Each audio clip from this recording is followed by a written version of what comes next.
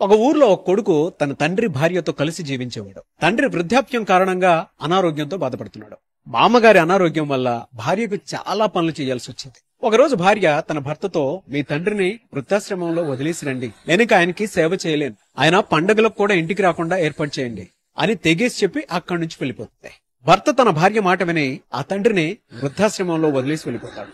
వస్తూ వస్తూ తన తండ్రి పండుగలకు కూడా వృద్ధాశ్రమంలోనే ఉంటారు అనేటువంటి విషయం అక్కడున్న అధికారికి చెప్పాలని మళ్లీ తిరిగి ఆ వృద్ధాశ్రమం దగ్గరకు వస్తూ ఉంటాడు. కొడుకు వృద్ధాశ్రమానికి తిరిగి వెళ్లగానే తన తండ్రి, అనాథాశ్రమం అధికారి ఇద్దరూ ఒకరినొకరు ఆలింగనం చేసుకుంటూ చాలా ప్రేమగా వ్యవహరించడం గమనించాడు.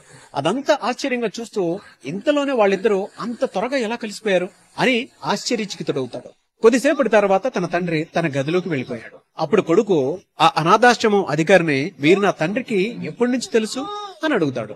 అప్పుడు ఆ అధికారి ఈ విధంగా బదులిస్తాడు, నేను ఆయన్ను గత 30 సంవత్సరాలుగా ఎరుగుతున్నాను. ఎందుకంటే 30 సంవత్సరాల క్రితం ఆయన ఈ అనాథాశ్రమం నుండి ఒక బిడ్డను దత్తత తీసుకున్నారు అని చెప్తారు. ఇది వినగానే కొడుకు ఒక్కసారిగా షాక్ గురై ఆ దత్తత తీసుకున్నటువంటి బిడ్డను నేనే అని అర్థం చేసుకుంటాడు. అప్పుడు మనసులో ఆలోచన తనకి ఈ విధంగా మొదలవుతుంది, నా జీవితంలో సంతోషం కోసం తన సర్వస్వాన్ని పోగొట్టుకొని నాకు అంకితం చేశారు, నా ఆనందం కోసమే అనాథాశ్రమానికి వెళ్లారు. అలా తనలో తను చాలా కుమిలిపోయాడు. అలా తన తప్పు తెలుసుకున్న కొడుకు, నేనొక గొప్ప వ్యక్తికి అన్యాయం చేశానని కూలబడిపోతాడు.